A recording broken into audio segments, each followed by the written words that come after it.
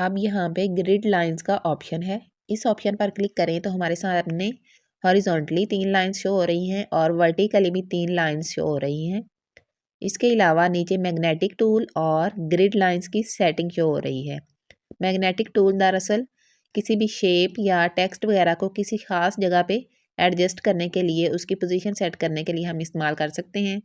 तो जैसा कि इस शेप को मैं सेंटर में करना चाह रही हूँ, तो इस शेप को मैंने सेलेक्ट किया और इसके बाद मैग्नेटिक टूल को सिलेक्ट करती हूँ। इसके बाद मैं शेप को पकड़ के अब थोड़ा सा बाएं तरफ ले जा रही हूँ। तो ये देखें, ये मैग्नेटिक इफ़ेक्ट की वजह से ये बिल्कुल दाएं बाएं तरफ से सेंटर में आ गई है।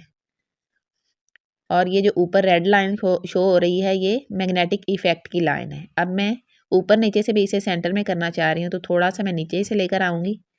तो ये मैग्नेटिक इफ़ेक्ट की वजह से फ़ौरन अट्रैक्ट होके सेंटर में आ गई है। अब ये दाएं बाएं तरफ से और ऊपर नीचे चारों साइड से ये बिल्कुल सेंटर में आ गई है। तो ये था मैग्नेटिक इफ़ेक्ट। इसे डीसेलेक्ट कर देते हैं और शेप को फ़िलहाल हम हाइड कर देते हैं। इसके बाद सेटिंग पर क्लिक करते हैं। तो पहले हमारे पास 3 लाइन शो हो रही थी, हॉरिजॉन्टली भी और वर्टिकली भी, लेकिन ये जो ऑप्शन है ये वर्टिकली मज़ीद लाइंस ऐड करने के लिए है। तो इस ऑप्शन पर क्लिक करेंगे तो एक और लाइन यहाँ पे ऐड हो जाएगी। अगर मज़ीद लाइन ऐड करना चाह रहे हैं तो दोबारा इस पर क्लिक करेंगे, एक और लाइन यहाँ पे ऐड हो जाएगी। इसके साथ वाला जो ऑप्शन है ये हॉरिजॉन्टली मज़ीद लाइंस ऐड करने के लिए है। इस पर क्लिक करेंगे तो हॉरिजॉन्टली एक और लाइन ऐड हो गई है। फिर क्लिक करेंगे तो एक और लाइन ऐड हो जाएगी। इसके बाद जो साथ वाला ऑप्शन है ये किसी लाइन को डिलीट करने के लिए है, कि जिस लाइन को हम डिलीट करना चाहते हैं उसे हम सिलेक्ट करेंगे और उसके ऊपर टच किया मैंने तो वो सिलेक्ट हो गई है। इसके बाद क्रॉस वाले ऑप्शन पर क्लिक किया तो ये डिलीट हो गई है। अब इसको मैं डिलीट करना चाहती हूँ, तो इसको सिलेक्ट करके तो मैंने क्रॉस किया तो ये भी डिलीट हो गई है। अब ये दरमियान वाली को मैं डिलीट करना चाहती हूँ, तो इस पर किया तो ये भी डिलीट हो गई है। इसके बाद जो नेक्स्ट ऑप्शन है ये लाइंस को किसी मखसूस डिस्टेंस पे लोकेट करने के लिए होता है। इस पर क्लिक किया तो यहाँ पे आ रहा है कि कितने परसेंट बाउंड्री से कितने परसेंट डिस्टेंस पे आप लाइन को करना चाह रहे हैं लोकेट। तो मैं यहाँ पे 30% कर देती हूँ। तो यहाँ पे मैंने 30 किया, ओके किया, तो ये लाइन 30% के जो सिलेक्ट हुई हुई है ये लाइन 30% के डिस्टेंस पे आ गई है। अब मैं ऊपर वाली लाइन को 60% के डिस्टेंस पे करना चाह रही हूँ, तो उसको सिलेक्ट किया और यहाँ पे 60% कर दिया, ओके किया, तो ये 60% के डिस्टेंस पे आ गई है। इस तरह हम अपनी मर्ज़ी से भी लाइनों की पोजीशन सेट कर सकते हैं।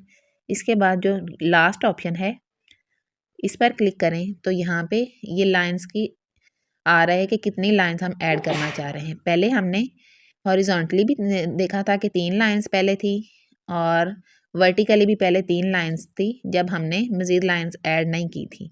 लेकिन अब हम चाह रहे हैं कि हम हॉरिजॉन्टली भी 5 लाइंस ऐड करें और वर्टिकली भी, या अपनी मर्ज़ी से मज़ीद भी कर सकते हैं, कम या ज़्यादा कर सकते हैं। तो यहाँ पे मैं ऊपर वाले पे क्लिक करके तो पहले जो है लिखा हुआ है, क्योंकि यहाँ पे ये ब्लैक कलर है तो हमें शो नहीं हो रहा, तो इसे हम पहले वाले को डिलीट करेंगे पहले, और मैं 5 लाइंस करना चाह रही हूँ तो यहाँ पे मैंने 5 कर दिया।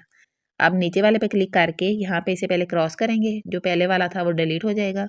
अब यहाँ पे मैंने फिर 5 कर दिया है। तो अब मैंने हॉरिजॉन्टली भी 5 लाइन सेलेक्ट कर दी हैं और वर्टिकली भी, ओके किया। तो ये देखें हॉरिजॉन्टली और वर्टिकली दोनों साइड्स पे 5 लाइन ऐड हो गई हैं।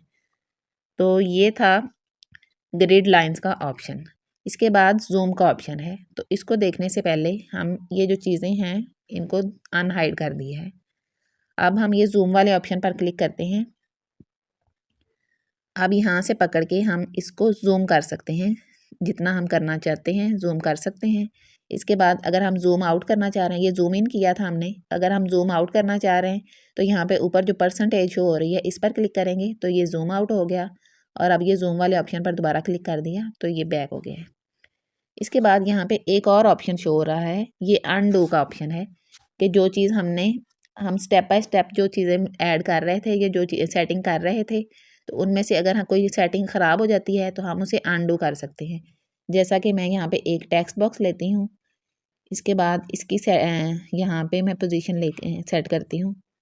तो अगर ये मुझसे गलती हो गई है, मैं इसे नहीं करना चाह रही हूँ, तो मैं यहाँ पे अंडू वाले ऑप्शन पर क्लिक करूँगी तो ये बैक हो गया है उसकी पोजीशन जो की थी।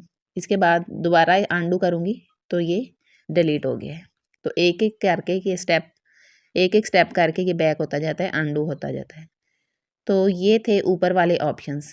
यहाँ पे एक मज़ीद ऑप्शन हमने नहीं डिस्कस किया था कि जैसा कि मैं शेप के ऊपर क्लिक करती हूँ तो और इसके बाद यहाँ पे जो है पेंसिल टूल शो हो रहा है, इस पर क्लिक करें तो यहाँ पे शेप के रिलेटेड ऑप्शंस आ रहे हैं।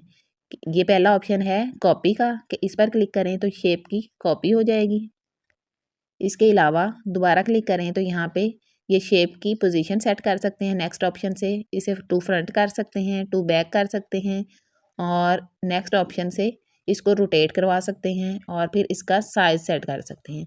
तो ये सारे शेप के रिलेटेड ऑप्शंस थे।